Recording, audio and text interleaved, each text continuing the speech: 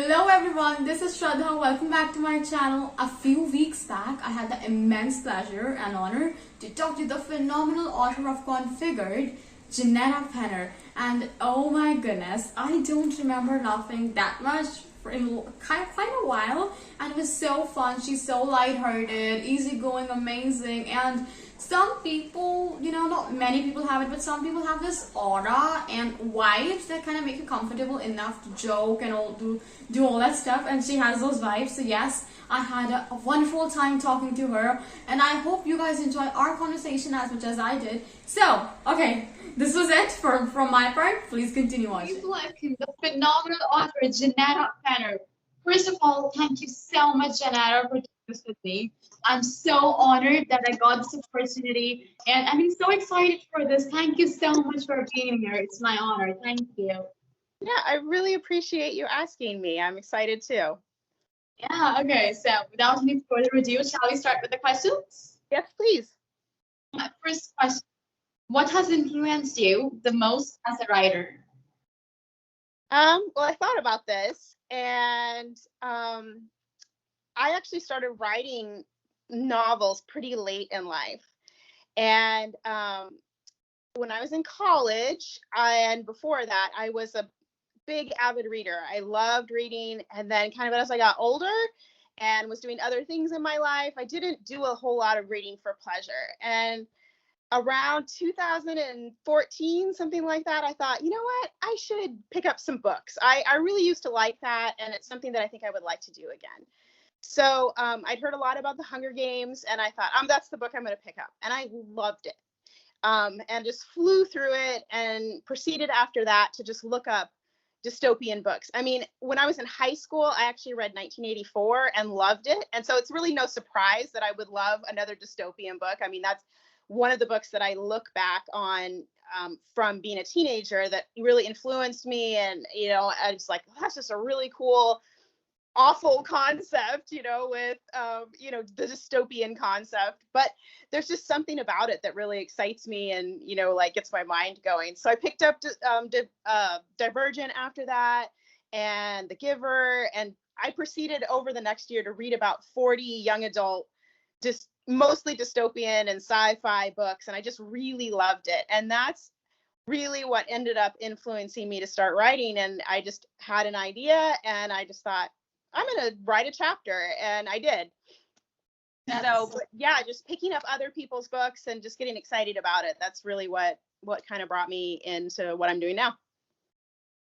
Okay, now I have read The Giver, Divergent, and Hunger Games. I love The Giver and the Hunger Games, but I'm not very sure about the Divergent. It was so dark. How did you read it? I was getting. I am not necessarily a fan of the last book. That was not the way I, as a writer, would have ended that series. But I still loved the concept and the ride along the way. I especially loved the first book. And I don't know, it just kind of, again, went along with that whole dystopian theme that I really enjoy, and that just kind of gets my mind going. But yeah, I would, as an author, I'm big on even writing dystopians kind of having that hopeful, happy ending. And the Divergent series didn't give that to me. So I was a little distraught at the end. I was one of those people who was wanting to throw the book across the room. I read it somewhere after reading the first book. Someone told me that, okay, Chris dies. And you're I'm done. No, I'm not reading it. The whole series is lying over here, and haven't read the third book at all. I'm I don't want to read about that. I'm done. Yeah. I think for me, it was just more stylistically. I just really enjoyed the style, and Divergent is kind of one of those. I think that Hunger Games is kind of the gateway to dystopian, and people almost always pick up Divergent right after that. That's a pretty common thing to do. So that's what I did too. And I just loved the fight for survival or something like that in dystopian that I really enjoy. So yeah. Okay. Do you like audiobooks, physical books, or ebooks better, and why? I'm not a huge audiobook listener. I have done it occasionally, and I think it's great for listening in the car, long trips. I've done that, and it's been a great experience of being able to do that. I do like physical books. I mean, obviously they're beautiful, and I love the tactile, the feeling of being able to hold the books and also like flip back easily. Like if I missed something, and you can flip back and read that again. And it's harder to do that with ebooks for some reason. Just the not having that tactile nature is just a lot of times more difficult in reading them in that way.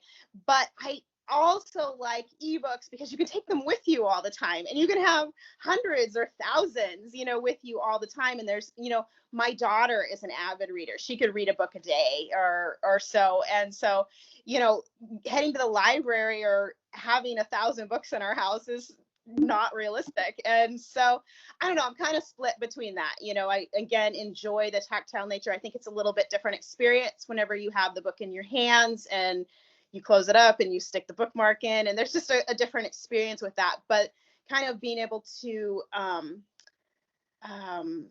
I don't know, have it at your fingertips at any time on your phone or on a computer or a Kindle or something like that, is really nice to have. So I'm a little split. They both have their pros and cons. Are you someone who rereads a lot? Because people who reread, they majorly have to flip back through pages and all. Yeah, absolutely. I don't actually reread a whole lot, but I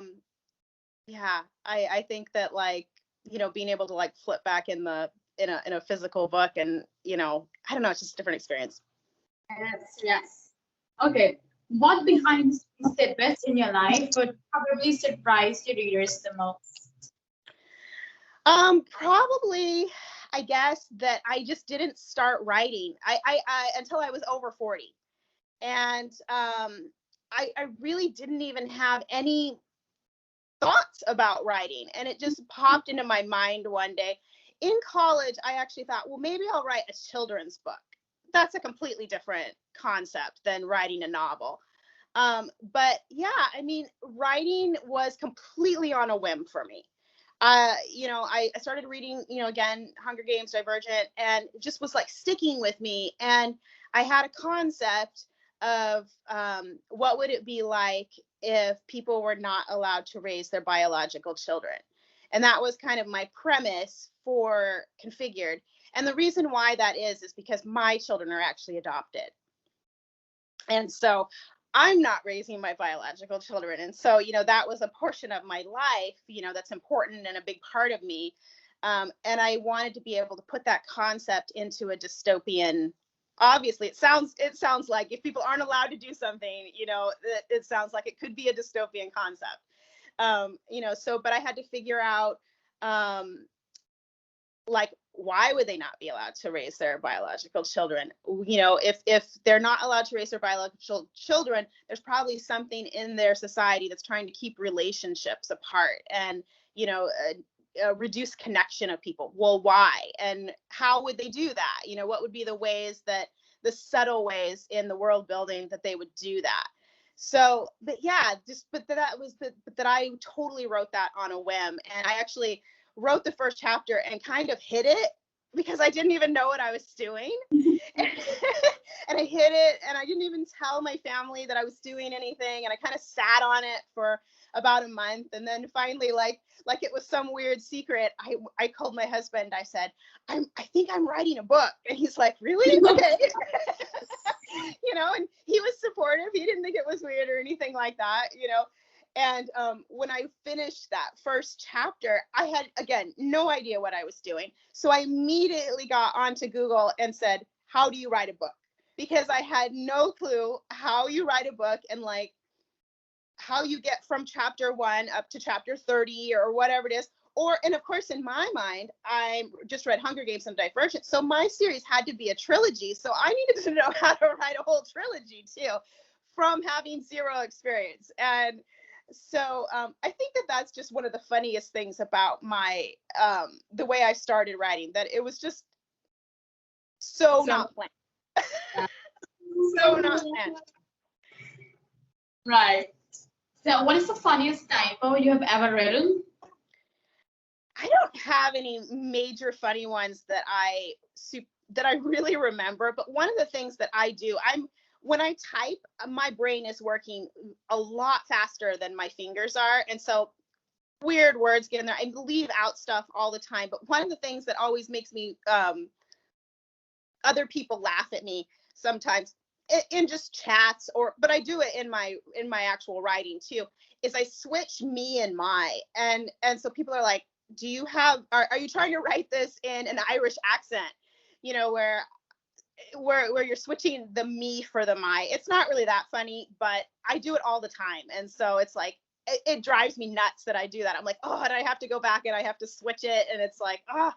So anyways, I think it's not that funny, but it happens all the time. It does, right. Okay, so what is your favorite time to write and why?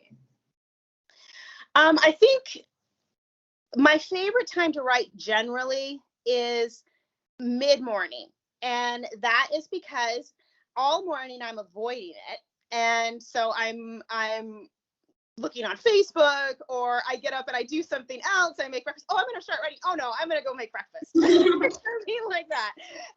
So there's a lot of avoidance that's going on, and I know that it needs to be started by mid-morning, because I like to get my writing done before late afternoon, you know, whenever my girls come home from school and there's other things going on in the house. So I know I have to do it, but yeah, that's pretty much my favorite time, because I usually start I'm able to finish about half of it before lunch, and then I finish it another hour or two after lunch or something. So, but it kind of gives me, it's my scheduled time, like in my mind, even though I could write other times, like I have time to be able to do it, but for some reason my mind is like, this is the time you need to write. And then once you're done, my brain totally turns off and I can't write anymore.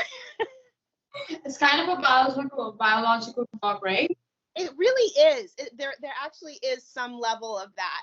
I decided about a year and a half ago that I wasn't going to write on the weekends anymore, because I wanted to just be able to spend time with my family and not have to worry about, you know, excusing myself and, you know, not being involved with the things that they were doing.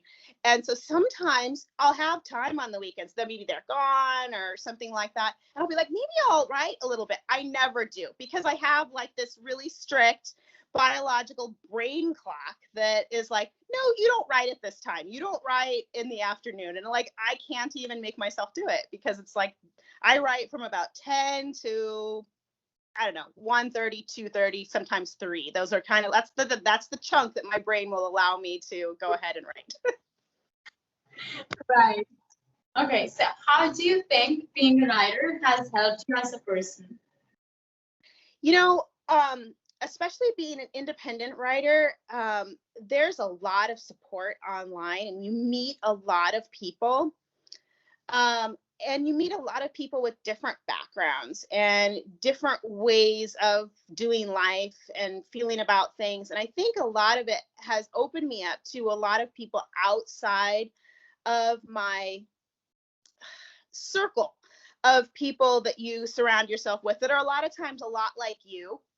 You know, your friends are a lot like you, and you have things in common with them and stuff. But it's really opened me up, and I think broadened the type of people that I engage with, and just learned things from, and being open to just listening to other people, and, you know, seeing how they live and their points of view, and that being okay, because it's not my experience, it's their experience.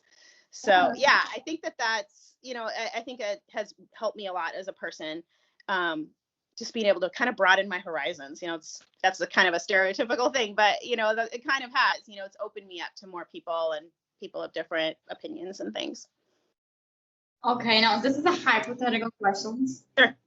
You could time travel. Would you like to visit the past or the future?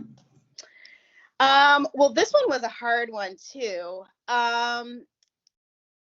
I think it'd be really cool to see stuff in the past. I think for sure I'd want to visit the future if there was no consequences for me doing it. Like, I go to the future and it's blown up and I'm just like disappeared or something like that, because it doesn't exist, you know, but just to kind of see where humanity goes in the future. Like, do we get better? is it worse, or whatever? But are we able to, become better humans, like to know that, like kind of know if that happened or not, especially since I write dystopian sci-fi that's usually set in the future, and it's usually set in kind of bleak futures, and but there's always hope at the end of coming out and again becoming better people. And so I don't know, I think the future, is more interesting to me, of knowing like maybe different technologies, or again just kind of the basics of, did we become better? Were we able to? Right. Okay. Now this is again a hypothetical question. If you didn't try, what would you do for work? Um, I have a funny career history. I actually have not done what I went to college for at all. Got a college degree, did not do that. And immediately after college, started a wedding photography business. Again, without really knowing what I was doing. That's basically my life of my career. I basically do things that I had no interest prior to that and no knowledge about. And I just like teach myself how to do it. So I started a wedding photography business, and I did that for 13 years and was able to grow that pretty well and learn what I was doing, of course. After that, I actually was a professional blogger. So I was doing a little bit of writing, again, completely different outside of writing novels and things like that. I was actually a frugal living blogger, so helping people save money and things like that. So, I did recipes and articles. I was able to utilize my skills with photography with that, because I was writing recipes and I was photographing the food and the processes of doing, of cooking and things like that. So I kind of built on, some of the experience that I had before. I did that for, I don't know, like 8 years or something. And that kind of crossed paths with me as an author. And I ended up, kind of backing off on the blogging and starting to become an author of that. Again, I was able to kind of take some of my experiences again with writing and building an audience, because I actually made a full-time living doing blogging. So I had built an audience and stuff. So I understood how to build an audience. And that's what I did whenever I started to write. I started building an audience right away, even though I had written nothing. I built a blog, and I had about 3,000 people on my mailing or my email list. And, so when I launched, I had somebody to launch my book to. I still didn't know if it was going to be successful or not, but at least I had some people that wanted to beta read it and, read it for, reviews and things like that. So I had a list. And so, and I also design all of my own covers and stuff. And so that's all related to my wedding, where I was doing like Photoshop and, photography and stuff. So I do all of that. So I've kind of built along the way. I actually don't know what's next. I'm the type of person who doesn't think I'm going to be doing this for the rest of my life. I might be, but I'm not convinced that I'm going to, because obviously over the last 25 years or more, in my career, things have changed drastically. Wedding photography, professional blogger, author, those things, they have some relation, but they're not tied, and so I kind of move on to different things. And so I love being an author, but I don't know what's next. I don't know when it's next. It might not be. It might be in 10 years. It might be in 5 years. I don't really know. And my experiences with my careers is I didn't know what I was going to do next. It just came to me, again, like the writing on a whim. And so I don't know next. I don't really know. It's probably going to be something totally different that I'll probably use my experiences that I've built on, through my other 3 careers if I do something else. So yeah, it'll be a surprise. Okay. Oh my God, now this is so weird. Do you Google yourself? I'm sorry? Do you Google Do I yourself? Google myself? Absolutely. I've Googled myself since I was a wedding photographer, making sure that there's reviews online about me as a professional blogger. Absolutely. I was Googling myself to make sure, nothing was off or weird, or if I could do anything about it, or what. Yeah, so I've been Googling myself for 20 years or something like that, basically, just because of the different businesses that I was in. I wanted to make sure if people were leaving reviews or talking about me, I wanted to know about it. At one point, I even had a Google alert set up for myself. And funny enough, I had that, just to make sure if I was mentioned online, that I would know about it. And funny enough, for I think my 35th birthday, my husband planned a surprise party, and he made some website to help people, like, I don't know, reserve a spot or something. And it came up in my Google alert. And so it totally ruined the surprise, and I knew about it. It must have felt so bad. Well, it didn't. I acted surprised and stuff. I did it for my 13th birthday. But it's kind of funny to get a Google alert about yourself, and you're like, oh man, I ruined the surprise. For my 13th birthday, my mom was like, I'm gonna give you so many books and all. And I just can't, I can't tolerate not knowing. Right. So what I did, the moment you went out of the house, got into her room, and I literally opened each of the cupboards and everything, and I knew each and every title she was gonna give me. It wasn't surprised at all, and I couldn't even act. I'm a pathetic actor. She knew it, and I was so bad. Yeah, I'm really the type of person that I try not to ruin things for people. I really want. I'm like, okay, and so. It was just funny. It was just like such an ironic thing. And he's like, yeah, I guess that I can't really ever surprise you. I'm like, well, yeah, I guess not. Don't do a website for me when I have a Google alert set up. Right. Yeah. My next question. What are your favorite novels? Well, that goes back to the beginning. I mean, Hunger Games will always hold a special place in my heart. I mean, it really... It's weird to say that a novel can change your life. It absolutely did. Reading that novel set my path on something I had never thought that I was going to do. So, every time I actually have reread Hunger Games, at least the first one, but I've watched the movie multiple times, and I get like super choked up, like in certain parts of the movie, and it's like, just like I don't know, just hits home or something like that, because it just it changed my whole path. Okay, now let's just say I'm curious. Okay, so do you only read sci-fi, or you read fantasy or something paranormal occasionally? No, I absolutely do. I actually will read sometimes romance novels, just different ones. I do read some fantasy as well. I actually longer back than Hunger Games and even like college and stuff. I mean, one of my favorite novels was it's Madeline Langle. I forget what it is. I don't know. Everyone's gonna know what that is, but it's a fantasy, almost kind of a sci-fi novel.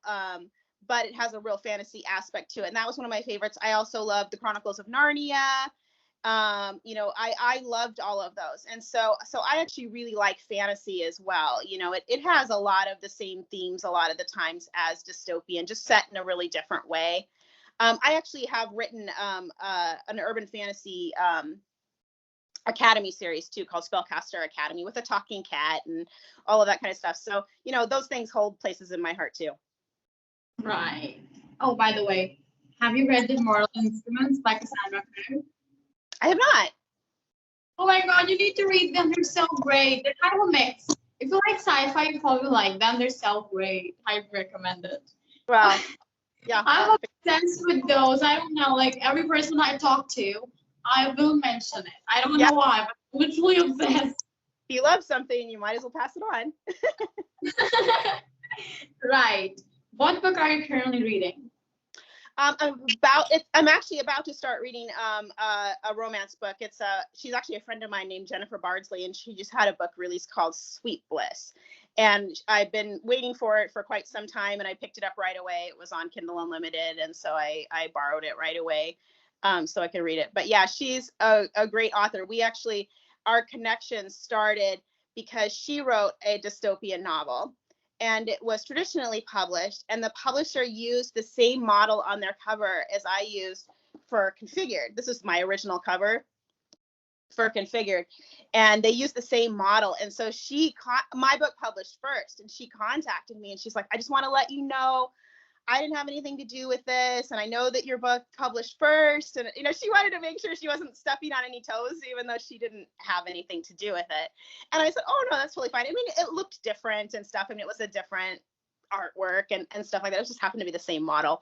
But it was funny. That's kind of how our friendship started, because we had doppelganger books, with the same model on it, and again, the same genre. So, we've kept in touch over the years, and, we talk on Facebook Messenger and stuff like that. We've never actually met, but yeah, so I'm really looking forward to her book. It's just a sweet romance book that looks really good, and I'm excited because I like her writing. She's very clever in her writing. I read several of her books, and she just often does really clever, cute things that you wouldn't even think of.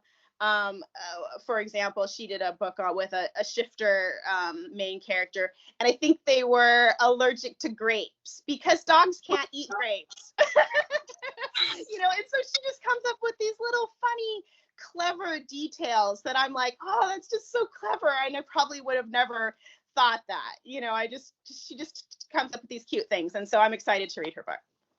Right. Okay. Do you have a favorite shifter? A favorite shifter?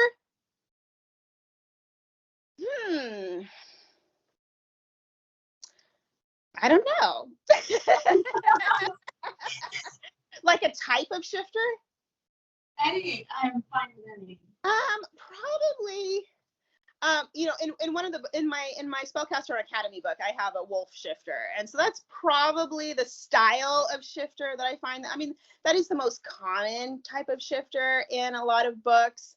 Probably that, though. Probably wolf shifters. They have a nice, interesting, just hierarchies with their packs and things like that. There's all sorts of stuff going on there, and so I think that's kind of fun. If you like wolf shifters, you definitely need to check out the Grey Wolves by Pen Office. They're so great. Nice. They're so great. Have you read them by chance? I have not. I have so little time. Like, when I read those 40 books, that was the most books that I read. It was like 2014, 15, something like that, in a chunk. And then after that, because of writing, I don't often have a lot of time. And then this last year with COVID and, everybody being stuck in and all this kind of stuff, I thought, well, maybe I'll have some more time for reading. And it was super hard to write and read. I picked up it's not in there. I forget. I picked up a dystopian book that I had not read before, and it was so good, but I had the hardest time just reading because my brain was just not in like this creative mode, and so basically all the space I had for it was to try to write, because reading was so difficult. But yeah, but like I said, I try to pick up something every once in a while. Again, like Jennifer Bardsley's book, I'm like, I need to read that. It's my friend. I need to read her book.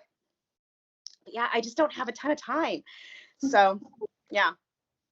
I love reading so much. I actually dig for a time. This year itself, from January, this is July, right? To July, I've read 85 books. I'm so amazing. That's amazing. That's like my daughter. We have Kindle Unlimited because, again, we just can't go to the library enough or have enough books on our shelves. So constantly she's like, I need more books. And I'm like, okay, let's go through the list. And we go through the list and, get all the books, and I reserve them all for her in Kindle Unlimited and, get them on her Kindle and all this kind of stuff. And so, yeah, but she's like constantly asking me. And so she's my big reader in the house. I'm always like, what are you reading now? What are you reading now? You should actually try Zed Library in that case. They're always having free books, a lot of free books. I have been using it for a long time to try it. It's great. Yep. For someone who reads really fast. Yep. It's still only available. You need to check that out. Absolutely. All right. My second last question. If you had to describe yourself in 3 words, what would they be? I think my first one is tenacious. And you could also slash that with stubborn. I think tenacious is the good word. And stubborn is the opposite. It's not really the opposite, but it's the word people use, but it's the same thing. I'm extremely stubborn, extremely tenacious.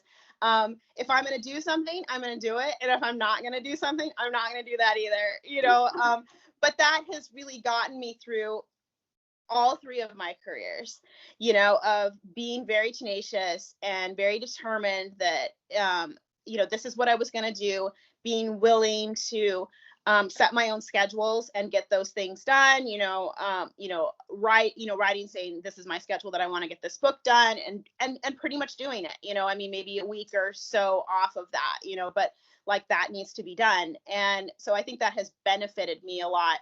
Another thing that I might describe myself as curious about different things. I love doing research on topics that I am interested in. I love listening to podcasts on concepts and, trying to think of how I can integrate those things into my writing. A lot of times I listened to one of my series, the Starfire series, is an Earth 2.0 series. It's an alien dystopian type book. And but the concept is that Earth is dying, so humans have to go find a new Earth. And that whole grew out of a podcast that I listened to about Earth 2.0. And, is there an Earth 2.0 out there for us? And what would that be like? And all that kind of stuff. And so, but yeah, just curious, interested in ideas and listening to things and trying to plug those into the past and the future, like how a concept is and how we behave now and how that relates to, how people behaved 100 years ago and might behave in the future and stuff like that. So, but I'm always really curious about that kind of stuff. Another one is I'm extremely loyal. I am completely dedicated to the things that I have made commitments to, and I will be totally loyal to somebody, who I've made a commitment to and feel like that is the right thing to do. So those are my 3 words. That's wonderful. I'm sure there's all sorts of negative ones too. But everybody has those. Yeah. Last one. Any message you would like to give to your readers?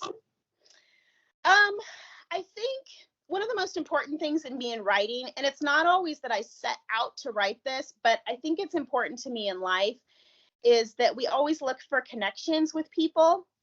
I truly believe that connection is the key to save the world. That when you're willing to reach out to somebody who's different than you and understand them and understand that their experiences are not your experiences, and so you can't expect them to have the same viewpoints as you or the same opinions, or you can't expect that, and you have to look at it from their point of view. All my books basically always boil down to the solution is always connection. It's always looking to walk in the other person's shoes and being willing to do that and being willing to kind of let go of yourself and the things that you thought were right and look at something from somebody else's perspective. Yeah, so I truly believe that, if always trying to look for that, the way to connect with somebody who is outside of your circle, who does believe and see the world differently than you, and it probably is going to open up your eyes to new things. Really, really beautiful, I would say. I'm short in words. Thank you so much, Jenetta, for your time. To me. Thank you. It's good to talk to you from across the world. Yeah, me too. Like, we're in different countries. We are having 2 different times, and yet we're talking. Thank you. Absolutely. Thank you so much. I really, really appreciate it. I'm popping up again. I hope you enjoyed this conversation as much as I did, and I'd like to thank Jenetta for doing this with me. I'm so honored and happy that I got this opportunity. I'd like to thank you guys for watching this video up till the very end, and if you guys had a nice time watching this video, give this video a huge thumbs up. And if you are my viewer and not my subscriber, aka my book friend, then hit the subscribe button right now. This was it. I'll see you guys super soon. In the meantime, start reading Configure.